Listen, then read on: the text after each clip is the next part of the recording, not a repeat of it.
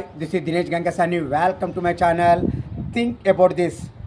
BRS నాయకులు ఆరోపిస్తున్నట్టుగా కాళేశ్వరం ప్రాజెక్టులో భాగమైనటువంటి మేడిగడ్డ బరాజులో 2 పిల్లర్లు కుంగడానికి బాంబ్ బ్లాస్టే కారణమని ఏదైతే వాళ్ళు ఆరోపణలు చేస్తున్నారో, మరి దీనిపైన ఇప్పటి వరకు ఎందుకు కాంగ్రెస్ ప్రభుత్వము దర్యాప్తు జరిపించడం లేదు?